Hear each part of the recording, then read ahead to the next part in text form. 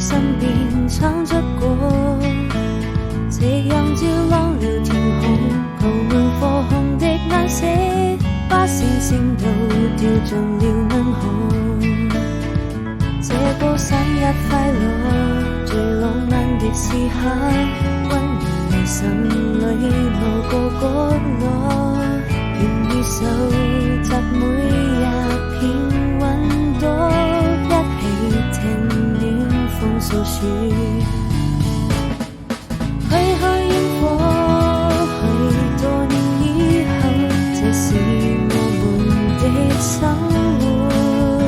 再不遠的光後，路沒有盡頭，空氣已現實分隻遠。